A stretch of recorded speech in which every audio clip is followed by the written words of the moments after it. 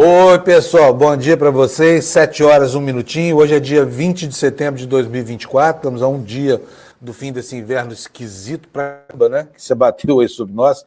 O inverno com temperaturas recordes, a gente não pouco sentiu o frio e uma boa parte do Brasil ainda continua com o calorão, as queimadas e tudo mais.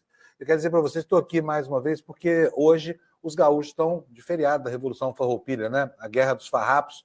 E o Leandro Demore está descansando e eu estou aqui no lugar dele mais uma vez. Tenho grande prazer em encontrar vocês aqui nessas manhãs aqui, eventualmente, e vou me esforçar aqui ao máximo para transformar esse programa em algo muito útil e produtivo para você. Bom, estou falando aqui sobre clima, é por aí mesmo que eu vou começar, porque, né, a gente vai precisar saber como é que está isso no Brasil inteiro, porque tem duas situações diferentes. Uma lá no Rio Grande do Sul, né, quando o feriado começou com chuva, e outra no centro-oeste do Brasil. Então, vou pedir o compartilhamento da tela para a Bianca. Bom dia para você, Bianca. Bom dia. Olha só, esse aí é o mapa do Instituto Nacional de Meteorologia. Esse mapa mostra como é que está a situação no Brasil. Vocês podem ver que tem duas áreas aqui, olha, com situações distintas. Essa área amarela aqui, que vai do centro de São Paulo, sobe, passa pelo Triângulo Mineiro, pelo norte de Minas, Goiás, Tocantins, norte do Mato Grosso do Sul, Mato Grosso, e chega até lá nos estados do Nordeste, na região do semiárido. Tudo isso aqui está sujeito hoje a umidade relativa do ar muito baixa, né? Continuando a série de eventos climáticos que a gente tem vivido aí nos últimos dias. O INEMET está até fazendo aqui um alerta, olha só, as instruções para enfrentar essa contingência são as seguintes: beber bastante líquido, evitar desgaste físico nas horas mais secas, porque isso é ruim para a sua saúde, evitar a exposição ao sol nas horas mais quentes do dia e, se precisar, ligar para a Defesa Civil no 199. A gente sabe que o principal problema hoje do Brasil são as queimadas, né? E eu vou dizer uma coisa para vocês, já vou começar até me desculpando, porque com essa secura toda aqui no centro-oeste e no sudeste, que é onde eu estou, em Uberlândia, a minha garganta hoje amanheceu assim, com um pigarro, uma tosse. Vocês vão desculpar aqui se eu não conseguir me livrar dessa tosse, tá bom? Vamos botar aqui agora, então, assim, o alerta é isso, alerta de tempo seco aí, com umidade crítica de 20% a 30% nessa região toda do mapa. E agora a gente vai ver como é que vai ficar o tempo lá no sul do país, porque lá a situação, como eu falei, está completamente invertida. Lá o problema hoje é a chuva. Então, vou colocar aqui para vocês um novo compartilhamento, para que vocês possam ver do que trata esse alerta do Instituto Nacional de Meteorologia também. Então, vamos lá. Alerta do INMET, está aí, olha. Toda essa faixa aqui que se estende pelo centro do Rio Grande do Sul, né? Chuvas, é um alerta com grau de severidade médio, grau de perigo. O que vai acontecer? Olha, rajadas de vento podem chegar a 100 km por hora, hein? Os ventos hoje. Chuvas de entre 30 e 60 milímetros, ventos intensos, queda de granizo, tá? Queda de granizo e risco de corte de energia, estrago em plantações, quedas de árvores e alagamentos, é o que está dizendo aqui o Instituto Nacional de Meteorologia. Portanto, você que mora aí no Rio Grande do Sul, cuidado aí, porque a inclemência do tempo não abandonou vocês ainda, tá? Por favor, Bianca, pode tirar para mim essa tela? Vamos começar com o noticiário do dia. Hoje o dia está quente, saiu Datafolha, mas eu vou começar o noticiário aqui por essa questão ainda dos efeitos do clima e da seca. Por quê? Porque o bicho está pegando, né? Nós temos aí agora o protagonismo estabelecido pelo ministro Flávio Dino, que chamou para si a responsabilidade de ajudar a tentar parar com essa coisa que pode ter origem criminosa, embora não haja ainda uma conexão. Já tem 85 inquéritos ainda da Polícia Federal, mas ninguém ainda conseguiu estabelecer uma conexão sobre se há ou não um comando para, enfim, organizando essas ações dos incendiários no país, né? Vou mostrar para vocês aqui, Bianca, por favor, uma matéria do jornal o Globo. Tá aí, olha, guerra ao fogo tem descuido, ato intencional e até problemas mentais como causa. É o que diz essa matéria do jornal o Globo. E aqui a reportagem vai contar o que está por trás dos incêndios do país. Vou ler aqui um trechinho para vocês. Olha só que foto chocante. Está vendo só uma pessoa aí aparentemente mascarada, mas com um balde na mão, está tentando combater o incêndio. O que diz a reportagem? Os incêndios na seca deste ano já levaram a 85 inquéritos na Polícia Federal por suspeitas de origem criminosa. Mas os casos apurados até agora, inclusive pelas polícias civis, não conseguiram apontar nenhuma conexão entre esses focos de fogo, suspeita levantada no mês passado pela ministra do Meio Ambiente, Marina Silva. Na terça-feira, o presidente Lula, na reunião do Palácio do Planalto para discutir a questão, tentou relacionar o problema à frase "O Brasil vai pegar fogo". Quem falou essa frase, gente? Quem é que falou assim? O Silas Malafaia, né? Que no campo da política é virtualmente um incendiário. Mas não estou falando que é incendiário porque botar fogo, não, porque ele quer botar fogo no país, botar fogo institucionalmente no país. Mas a frase é dele: o Brasil vai pegar fogo. Então isso foi entendido pelo Lula como se fosse um incentivo a essas ações criminosas, cuja suspeita foi aladeada pela ministra do Meio Ambiente. Prossegue a reportagem, mas os indícios, por enquanto, apontam para motivos que vão da abertura de plantações a atos de pessoas com problemas mentais, sem conexão com ou um princípio único por trás dessa chama, como mostram alguns casos que o jornal enumera. O incêndio em objetos reunidos por moradores em situação de rua que vivem debaixo do viaduto Condessa de São Joaquim interditou em São Paulo a Avenida 23 de Maio, que é um dos principais acessos à zona sul da cidade. Foram precisos 10 carros do Corpo de Bombeiro e 30 homens para dominar as chamas, que não deixaram feridos, felizmente. Um incêndio que no mês passado devastou 2 reservas ambientais e encobriu o céu de Brasília com fumaça foi causado por quem diz ter sido treinado para combatê-los, segundo o inquérito sobre o caso. Um homem de 50 anos que ameaçou com facão e bala os brigadistas bombeiros que chegaram para combater as chamas na chácara que pertencia ao pai dele. Preso na quarta-feira, esse homem disse que fez um curso de brigadista em 1999 e queria apenas queimar alguns galhos e lixos de forma controlada.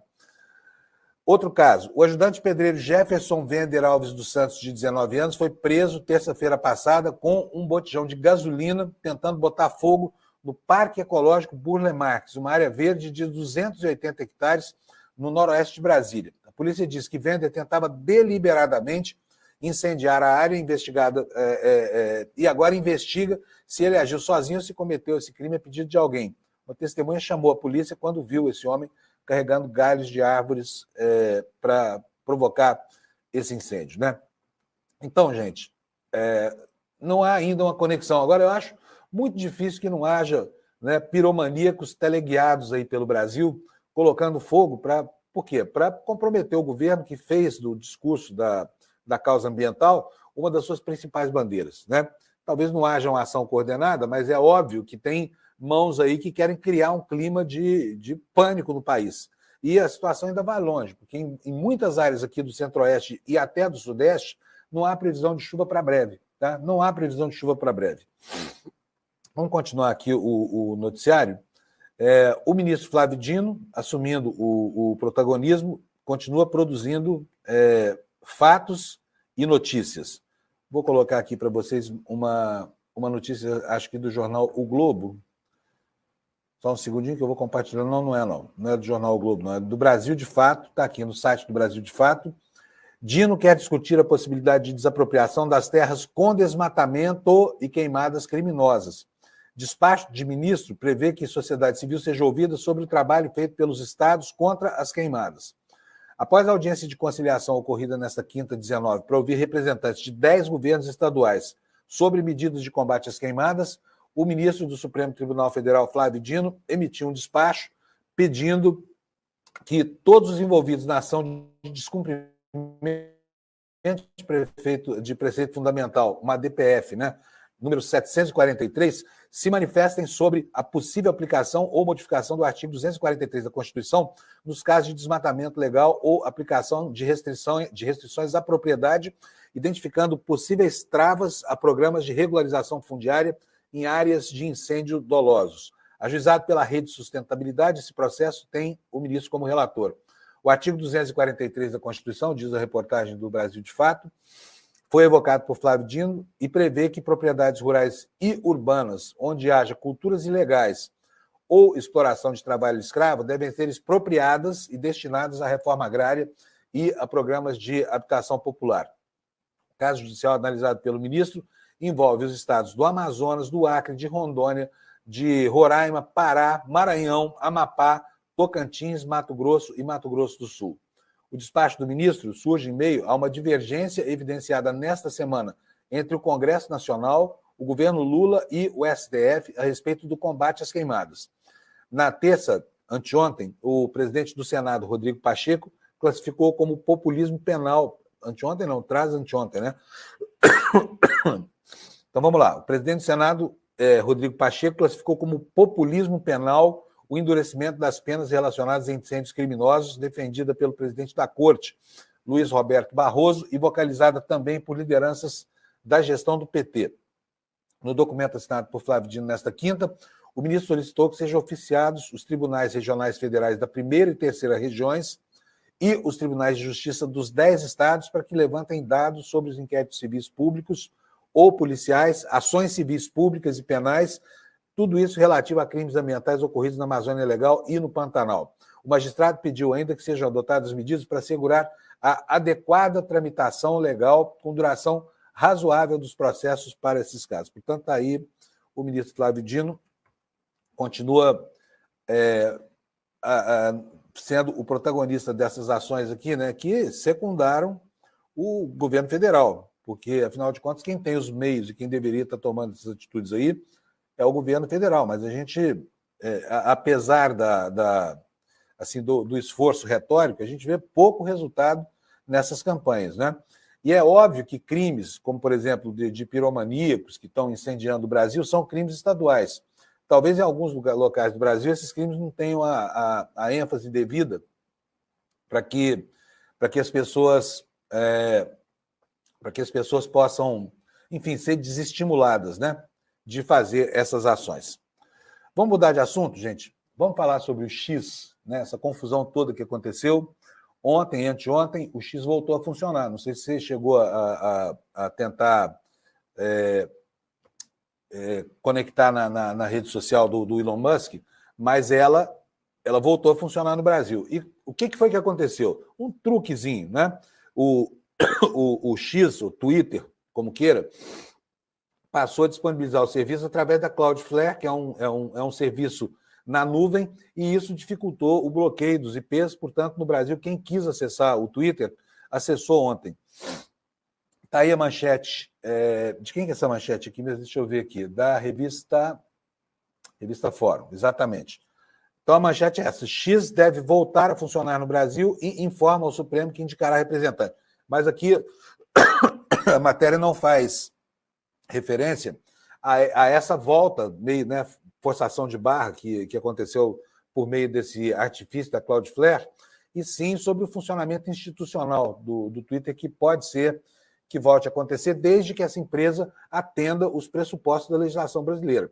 Ele está fora do ar por quê? Porque não tem representante do Brasil. Elon Musk fechou o escritório, demitiu todo mundo, o representante legal do Twitter não existe, então, ou do X, como queira, não existe, e isso faz com que ele esteja à margem daquilo que prevê a legislação brasileira. Mas agora, o escritório que defendia o X, que havia sido também demitido, junto com essa leva de demissões aí do fechamento do escritório no Brasil, ele voltou a advogar, tentou ontem oficiar ao ministro Alexandre de Moraes, dizendo que a empresa vai sim indicar um representante legal no Brasil, pedindo um prazo de 30 dias. 30 dias também é muito, né, gente?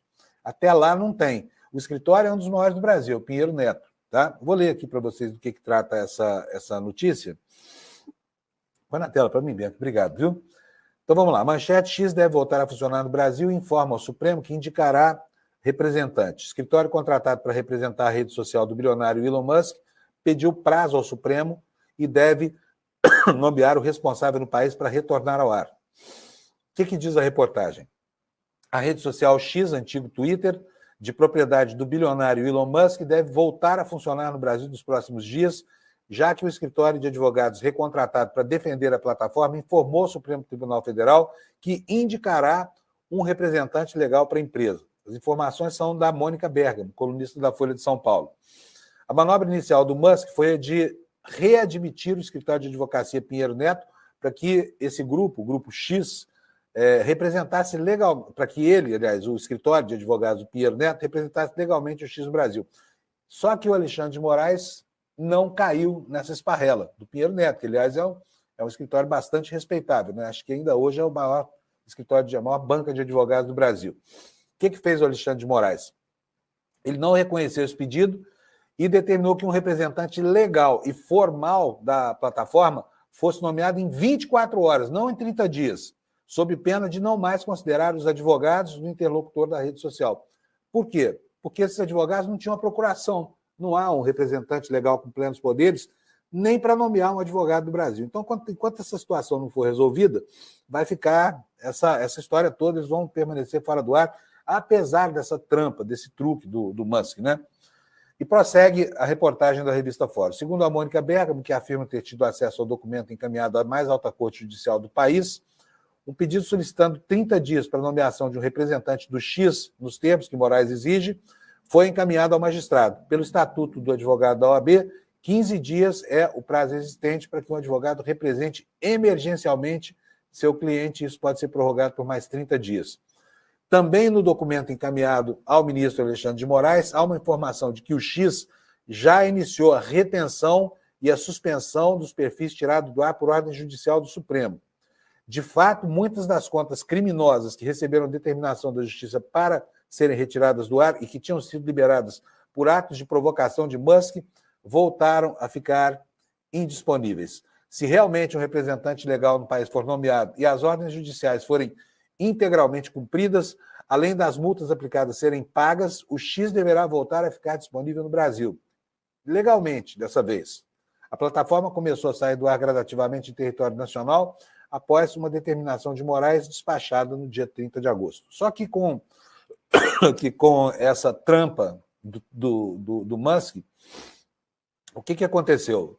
O Moraes falou, não é possível isso, estabeleceu uma multa de 5 milhões de reais por dia, e durante 2 dias o Twitter ficou no ar, quer dizer, o prejuízo para eles é grande, 10 milhões de reais em 2 dias. Mas a empresa tem se recusado a pagar a conta, tem essa história de bloqueio paralelo das contas da Starlink, enfim, essa confusão aí, imagino aqui, não tem informação nenhuma por isso, estou fazendo aqui um exercício de inferência, que o X tem maior interesse em resolver essa situação agora, porque apesar do ímpeto, né, do dono dessa rede, apesar desse ímpeto, a empresa está tomando um prejuízo gigante aqui. Não é só por ficar fora do ar, é um prejuízo também com essas multas que estão sendo arbitradas aí, e que não são multas pequenas, né? 5 milhões de reais por dia. Já pensou?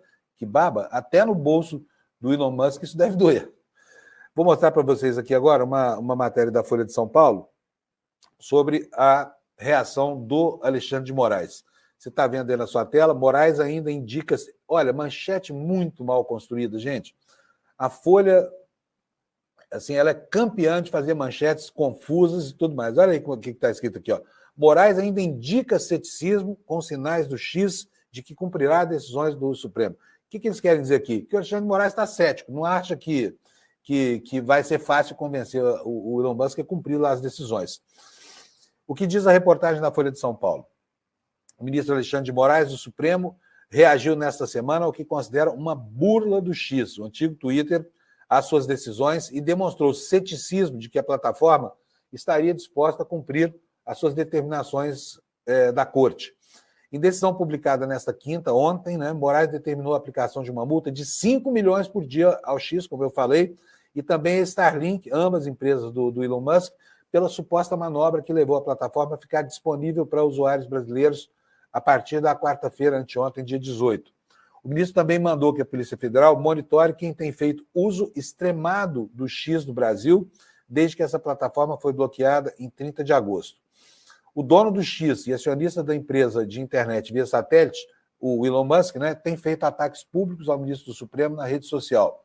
As 2 decisões de Moraes foram expedidas na mesma semana em que a empresa deu sinais de que estaria disposta a resolver esse imbróglio judicial.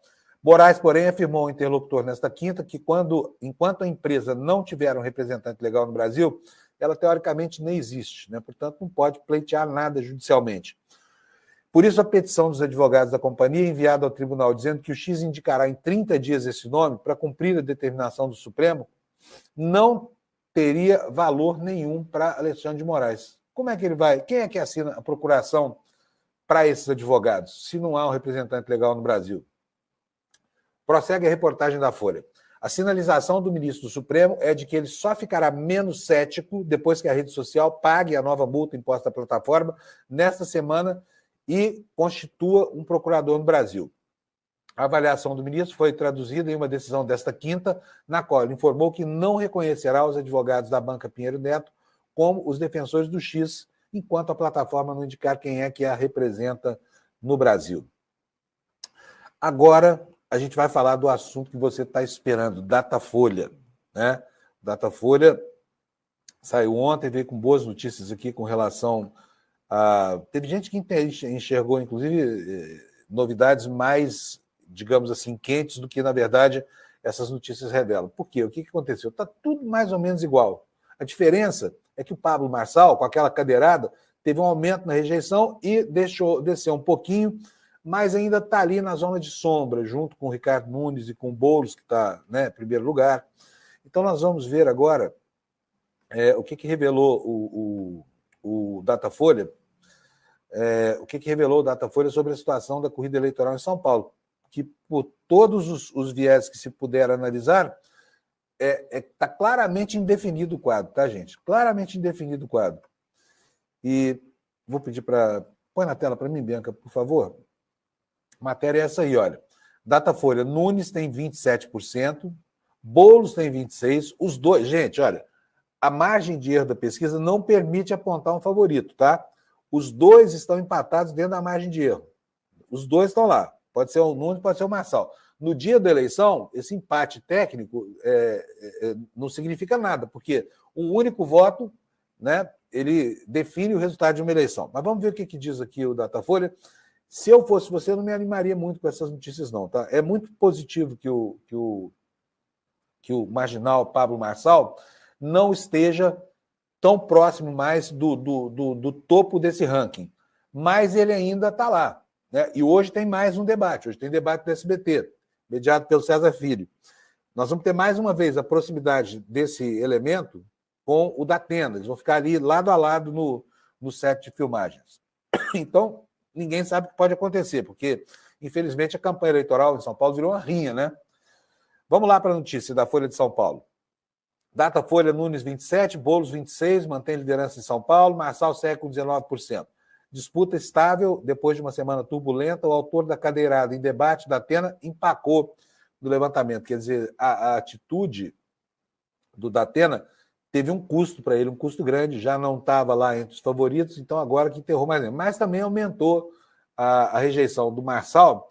Creio eu, embora o levantamento não tenha perscrutado essa hipótese, que por causa daquela pantomima de hospital, ambulância, quando ele tinha absolutamente nada, né? Uma farsa completa.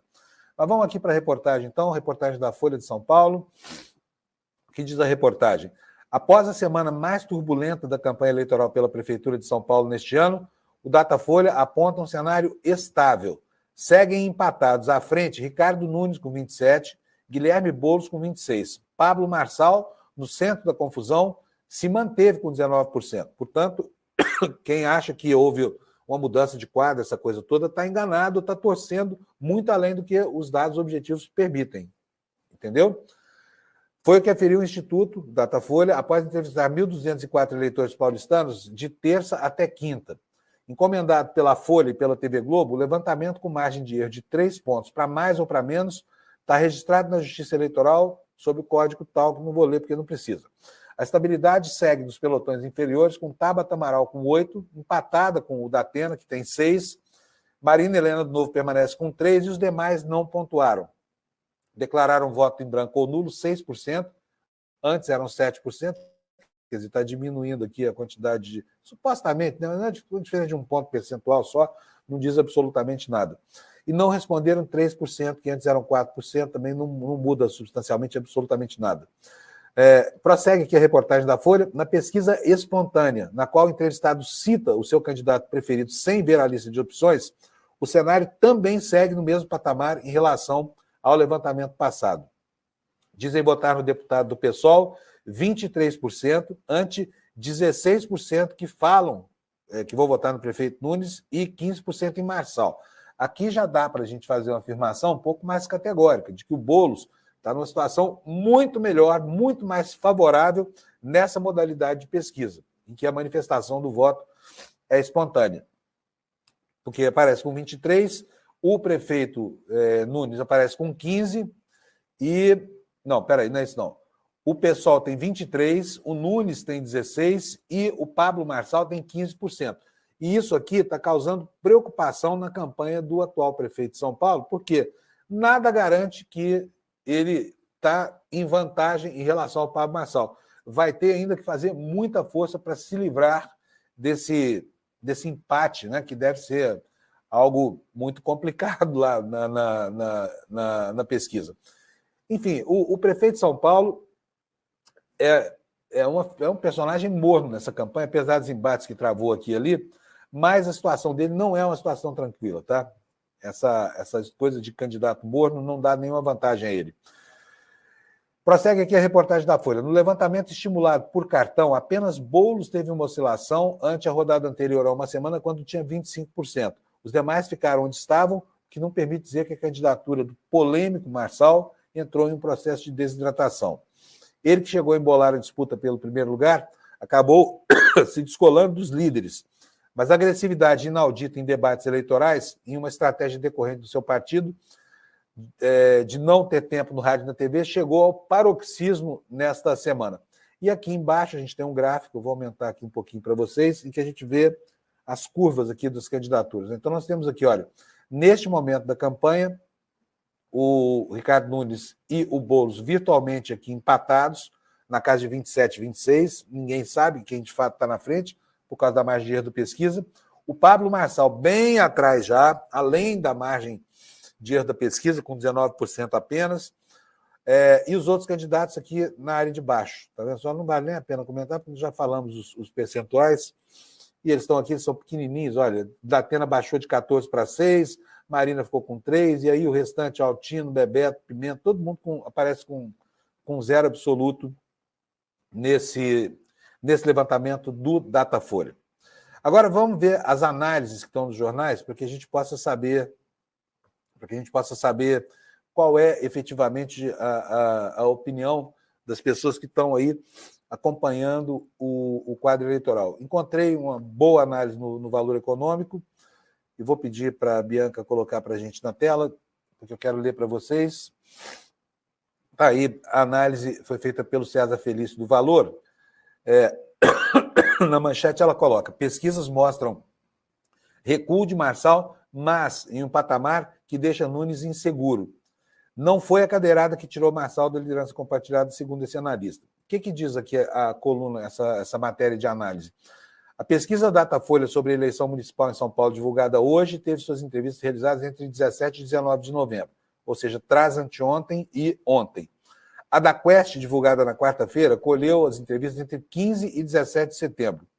Elas se sucedem no tempo, como se fosse um tracking. A margem de erro de ambas é de 3 pontos percentuais. O que se permite inferir na comparação entre ambas é que o influenciador... Gente, influenciador é demais, não? Vamos lá, que o Pablo Marçal havia batido no seu teto e começado um movimento de recuo ainda antes do debate, em que foi alvo de uma cadeirada do adversário José Luiz da Atena no domingo. O Datafolha, contudo, indica que Marçal chegou a um piso. Ele, que já supostamente tinha atingido um teto, chegou aqui a um piso. E, continuando aqui com a análise do valor, o Datafolha indicou que Marçal chegou a um piso, ele ficou com 19% no estimulado, um ponto percentual só a menos do que o registrado pela Quest, portanto, elas estão convergindo aqui, o que significa um empate no limite da margem de erro, em que o próprio Marçal obtém na espontânea quando ele figura com 15%.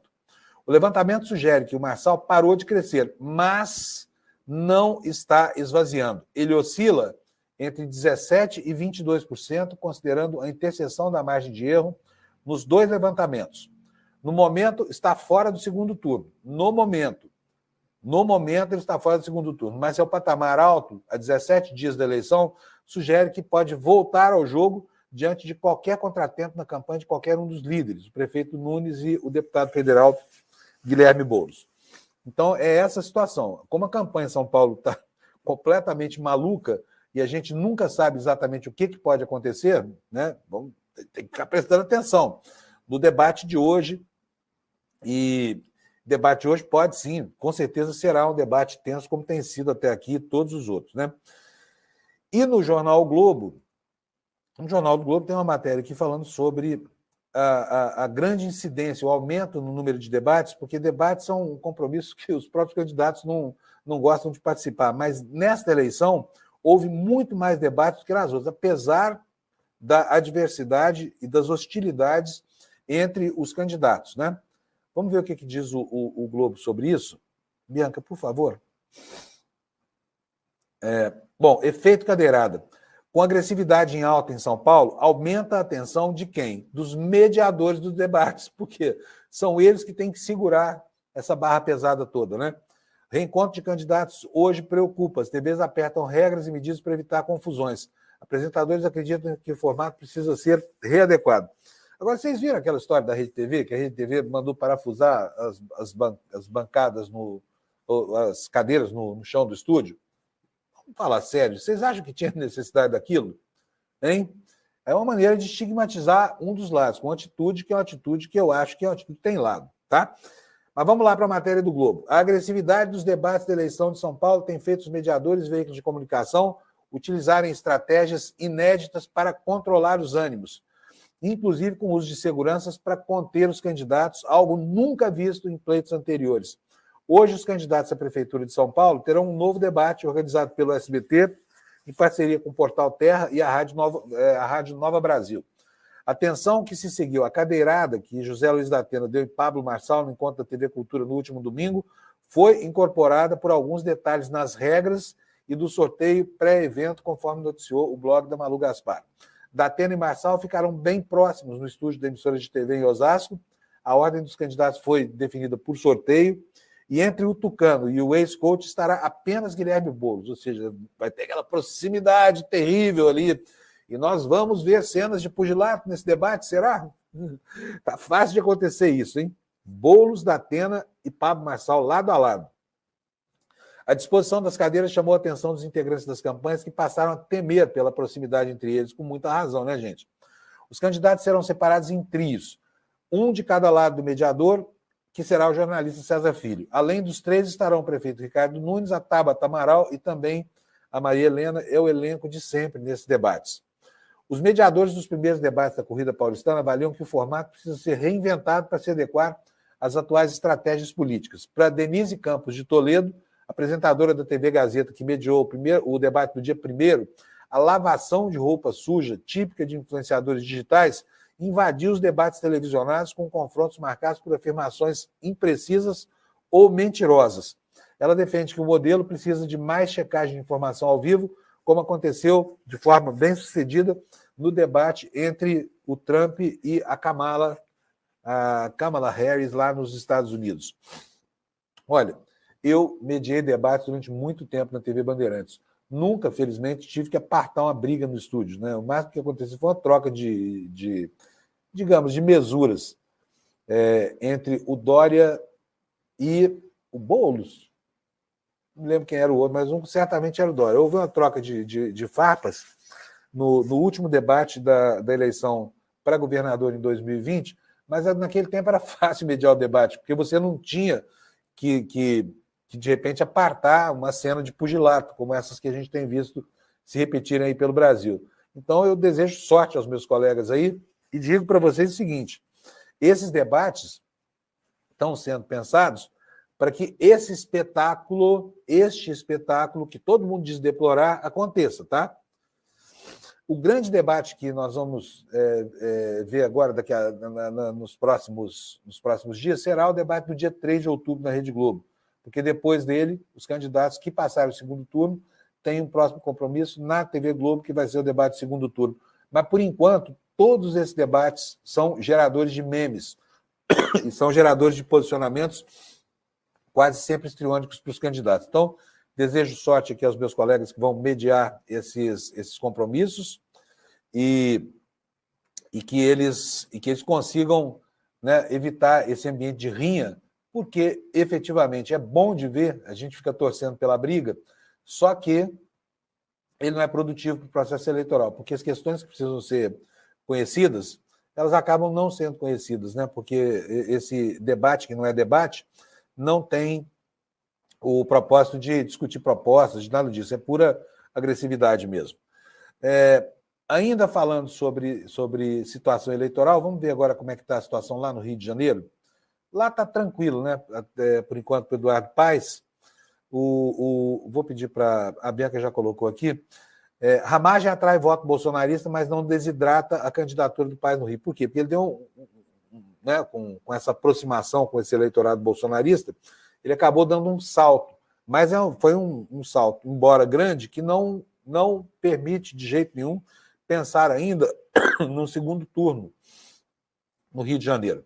Vamos ver aqui, olha, o texto do Bernardo Melo, lá do jornal o Globo. A matéria diz o seguinte: com um avanço de 6 pontos na pesquisa Datafolha divulgada ontem, o candidato do PL à Prefeitura do Rio, Alexandre Ramagem, dá sinais de ter atraído o eleitorado do ex-presidente Jair Bolsonaro, que é o seu padrinho político, mas ainda assim sem ameaçar a liderança do prefeito Eduardo Paes na disputa carioca.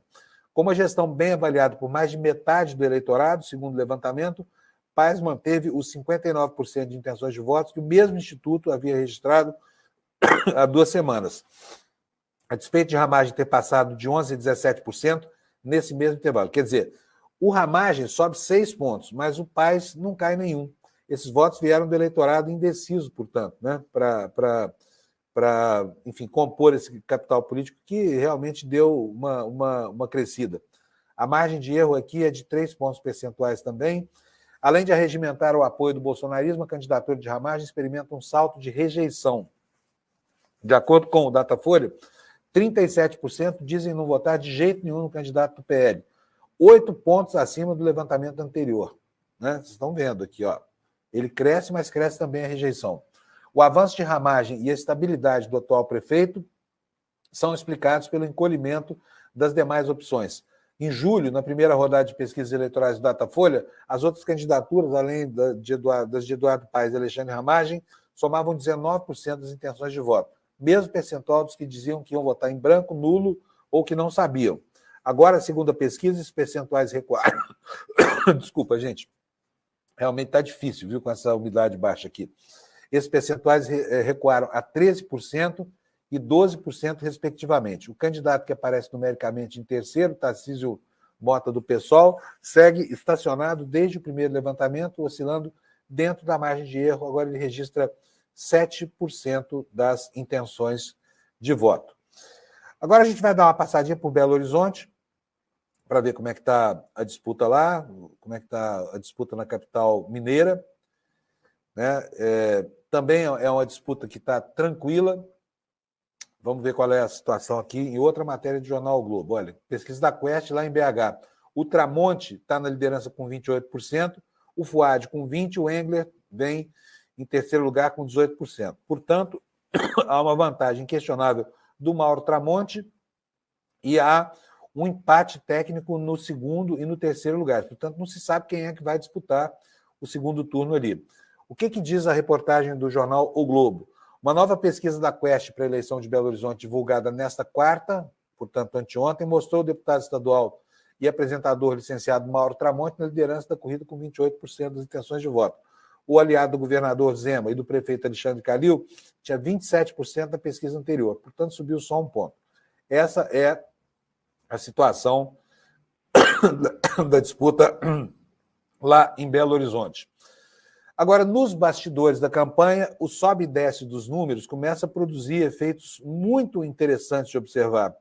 Por exemplo, essa cruzada que existe entre o Pablo Marçal e o pastor Malafaia, né, que de pastor não tem nada, é um prosélito político, que não fala mais de Jesus, de Deus, de nada disso, só fala e amaldiçoa o mundo da política. Bianca, põe, por favor, na nossa tela aí a notícia. Aí, tá aí, ó. Matéria da revista Fórum. Eu gostei aqui aqui, ó, desse olhinho aqui, ó, neofascismo rachado. Malafaia revela medo de Bolsonaro que fez com que ele se afastasse de Pablo Marçal. Medo de Bolsonaro, tá? O que o Malafaia está dizendo é que o Bolsonaro teve medo do Marçal e por isso se afastou dele. Guru de Bolsonaro, Malafaia ainda revelou ligação misteriosa do dono do Instituto de Pesquisa que teria acreditado a ele a queda de Marçal junto ao eleitorado evangélico. Em entrevista à atriz e influenciadora Antônia Fontinelli, na noite desta quarta-feira, 18, foi anteontem, Silas Malafaia, guru de Jair Bolsonaro, revelou o maior medo do ex-presidente sobre Pablo Marçal, que fez com que ele se afastasse do ex-coach.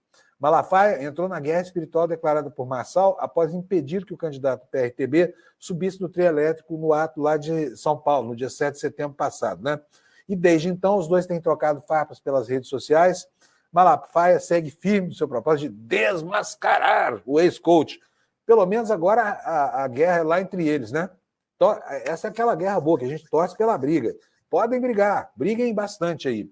Em uma dobradinha com o Ricardo Nunes, que recrutou um batalhão de pastores para reverter os votos de evangélicos na capital paulista.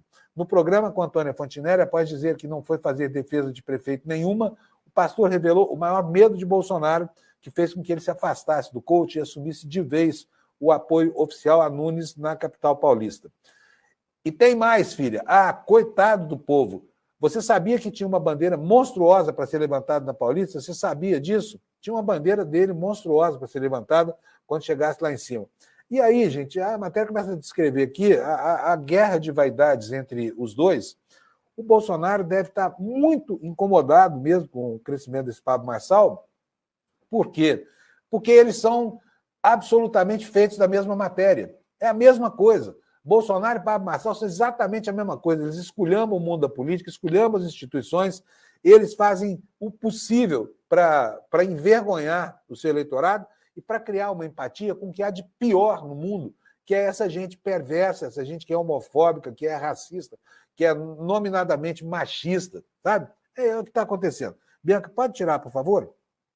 Eu vou colocar aqui uma outra matéria, porque enquanto isso nós temos um outro processo eleitoral no planeta que está criando declarações estranhíssimas. Nós vamos ver agora essa declaração, estou falando do Trump, lá nos Estados Unidos.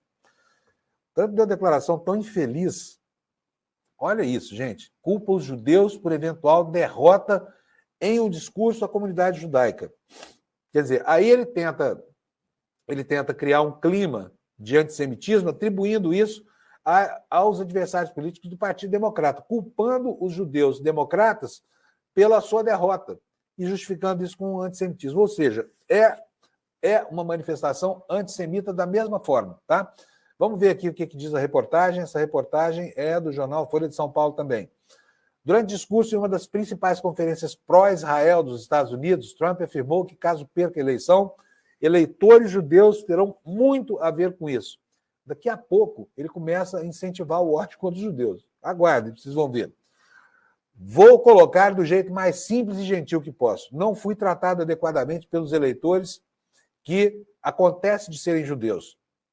Se eu não ganhar essa eleição, o povo judeu vai realmente ter muito a ver com isso, afirmou na noite desta quinta-feira, 20, em Washington, diante de uma plateia de cerca de 3 mil pessoas, em sua maioria judeus. Não é o fim da picada? Fala sério.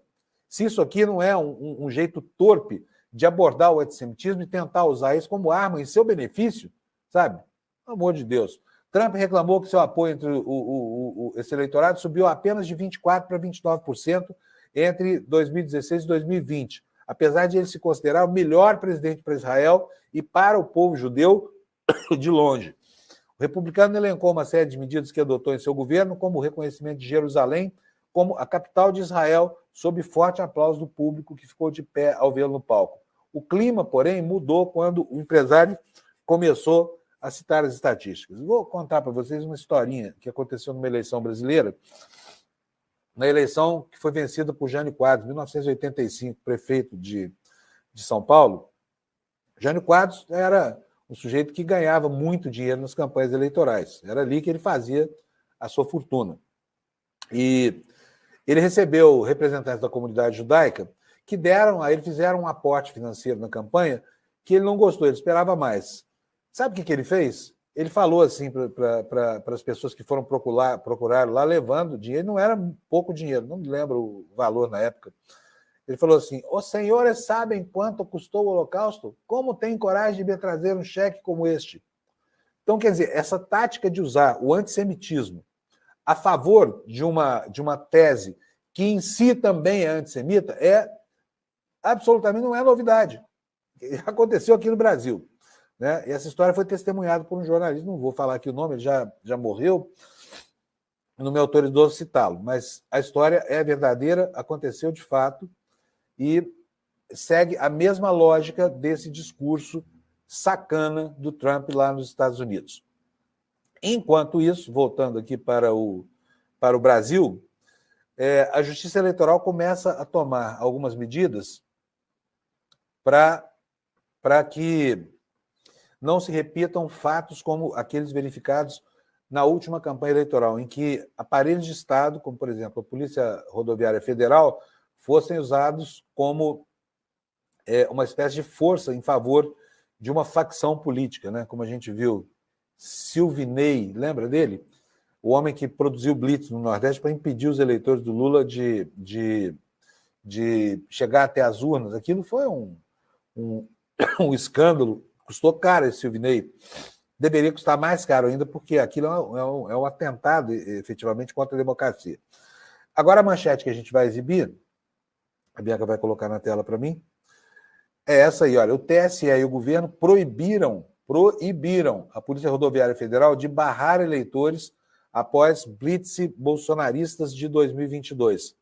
Regra impede que a Polícia Rodoviária bloqueie estradas sem combinar com a Justiça Eleitoral.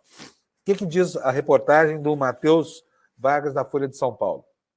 O Tribunal Superior Eleitoral e o Ministério da Justiça assinaram portaria nesta quinta para impedir que a Polícia Rodoviária Federal barre a circulação dos eleitores nas datas da disputa municipal de 2024. O texto afirma que o patrulhamento da PRF não poderá constituir obstáculo à livre circulação de pessoas eleitoras. Ainda proíbe a realização de bloqueios em rodovias federais para fins meramente administrativos ou para apuração de descumprimento de obrigação veicular. Portanto, gente, não pode nem ter blitz, né, no dia da eleição. Se tiver, denuncia, sabe? Porque é uma irregularidade. E outra coisa, é uma eleição municipal. Os prefeitos das cidades que têm uma estrutura de segurança própria, com guarda civil metropolitana, essa coisa toda, também controlam essas instituições politicamente. É muito bom ficar de olho no que vai acontecer no âmbito do município e dessas guardas civis metropolitanas, porque a eleição é uma selva esse ano, né? Pelo que a gente tem visto. Bom, o que diz mais a reportagem aqui? A medida foi adotada após a PRF em 2002 e sob o governo Bolsonaro realizar blitz, que é o plural de blitz, em redutos de eleitores de Lula do PT. Ex-diretor-geral do órgão, Silvinei Marques, ficou preso preventivamente quase um ano por suposta tentativa de interferir no pleito. A portaria aponta que a abordagem da PRF só será legítima para impedir o tráfego de veículos que comprovadamente tenham cometido alguma infração de trânsito e que coloque em risco as pessoas no momento da realização da operação. Então, está aí a informação para vocês. Olha, vocês estão vendo, nós estamos chegando amanhã à primavera, né? Felizmente, acabar esse inverno quente e logo virar o verão. E com o verão, pode voltar o horário de verão. Você gosta do horário de verão? Eu gosto muito do horário de verão. Muita gente não gosta. Mas tem que acordar uma hora mais cedo. Bem, quem acorda cedo todo dia, como demora, que sofre um pouco no começo. E eu, eventualmente, sofro também. Mas, indubitavelmente, as tardes são muito mais agradáveis. Você chega em casa ainda com sol, né? O happy hour é muito mais gostoso. Enfim, e vem aí o horário de verão. Vou botar aqui na tela para mostrar para vocês aqui a próxima reportagem. Eu sou fã do horário de verão. Não sei se você gosta, se não gosta. E sempre tem aquela polêmica, mas não ajudou nada a economizar, só 0,5%, isso não resolve o problema. Ou se resolve. 0,5% da água dos reservatórios do Brasil inteiro é muita coisa. A matéria está aí na tela, a matéria do Valor Econômico. A informação aqui é de cunho econômico, obviamente, né? O horário de verão poderá gerar economia de 400 milhões, diz o ministro Alexandre Silveira. O ministro das Minas e Energia disse que recebeu uma recomendação do Operador Nacional do Sistema Elétrico de retomar o... Perdão, senhoras e senhores, é uma gripe que surgiu ontem à noite. Mas vamos lá. Decisão para retomada deve sair em 10 dias. Tomara que venha mesmo. O ministro das Minas e Energia, Alexandre Silveira, disse nesta quinta-feira que recebeu uma recomendação do Operador Nacional do Sistema Elétrico de retomar o horário de verão para reduzir o estresse energético gerado pela crise hídrica. A recomendação foi aprovada pelo Comitê de Monitoramento do Setor Elétrico. Na tarde desta quinta-feira, mas Silveira ressaltou que ainda quer avaliar outras medidas de resiliência antes de tomar a decisão. Não há risco de crise energética. Este ano não há crise de risco, até porque, apesar da seca, o nível dos reservatórios está um pouco melhor do que em outros anos, quando ele chegou, né, a patamares críticos, assim, abaixo, inclusive, da cota mínima, abaixo dos 20% da reserva técnica dos reservatórios das hidrelétricas, que ainda são a nossa base do sistema elétrico. Segundo Silveira, em entrevista coletiva na sede do ONS no Rio, o horário de verão poderia gerar uma economia de 400 milhões de reais, uma vez que evitaria o acionamento de mais geração térmica. A decisão deve ser tomada dentro dos próximos 10 dias, disse o ministro. A decisão do horário de verão é do governo, mas quem fundamenta é o setor energético, afirmou ele, que reforçou que precisa conversar com outras áreas antes de decidir. Vamos dar uma olhadinha aqui como é que está a situação dos reservatórios brasileiros. Deixa eu ver se eu consigo aqui chegar ao site do ONS, porque... Não vou conseguir agora, não tem problema. Pode tirar da... Já tirou, né, Bianca? Obrigado, viu? Vamos prosseguir aqui, nós ainda temos mais 8 minutinhos aqui, meu telefone celular tocando.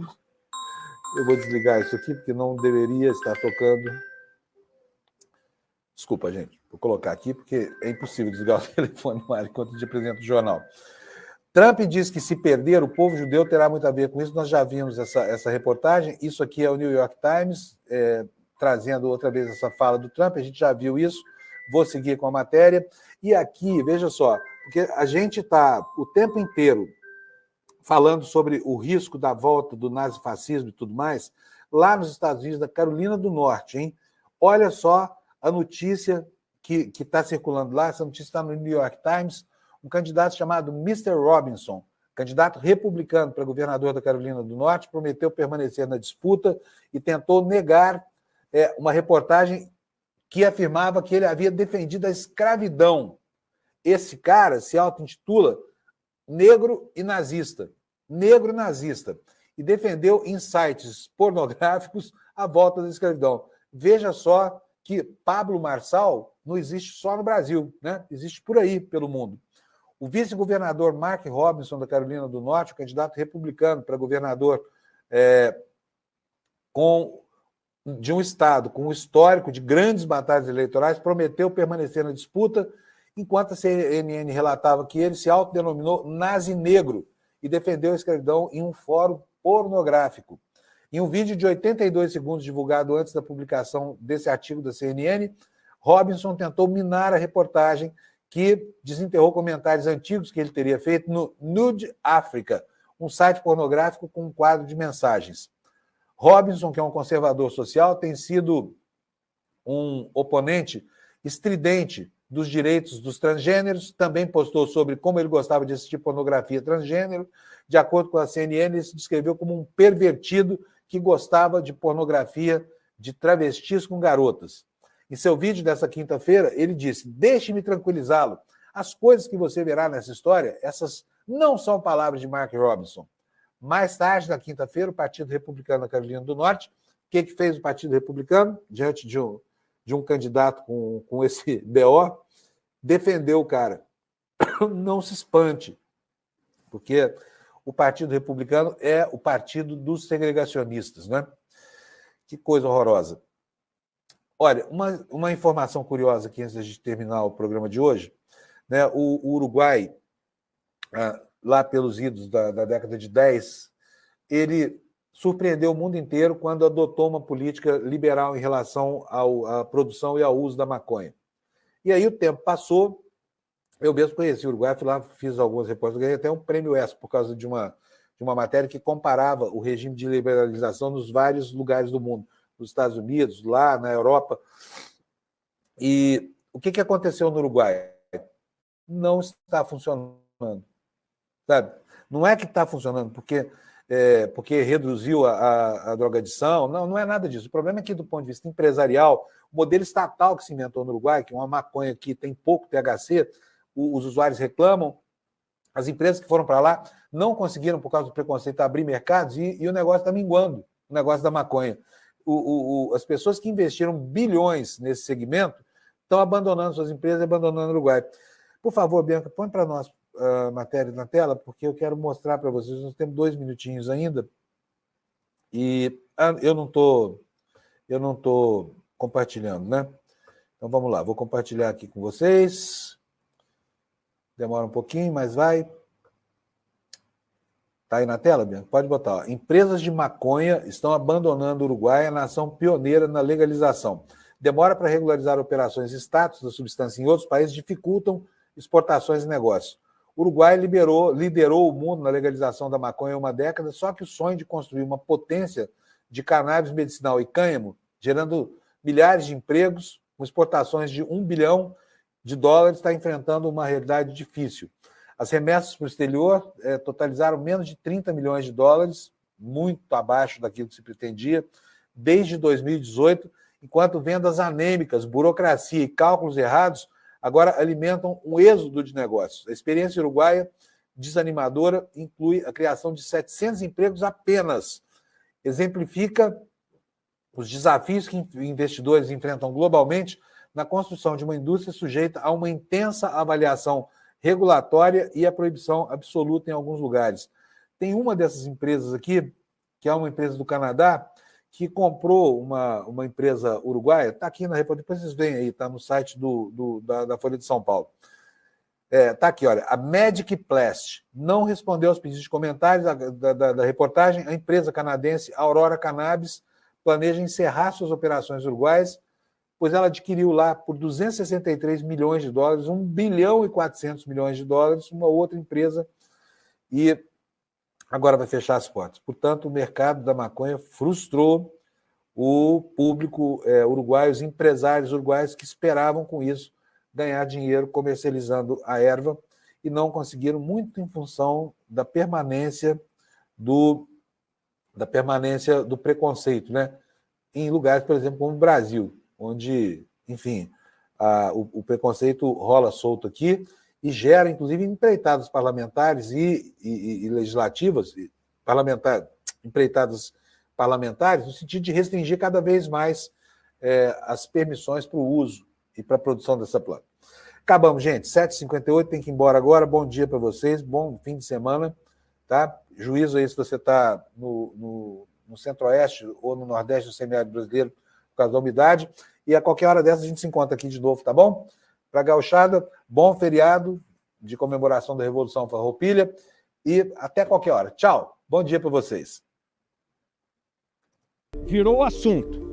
Todo mundo só comenta o lançamento da nossa série documental Bets, o jogo sujo que ninguém comenta. Pois é, o pessoal não comenta as bets, mas está todo mundo comentando o nosso documentário. E como acontece em jogo de futebol, gol bonito tem que ter replay. E foi um golaço que o ICL fez. E a gente resolveu liberar o replay para vocês poderem assistir esse lançamento.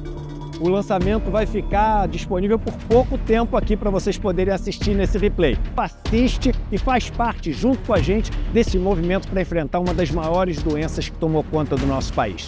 Um abraço e bom espetáculo para vocês assistirem.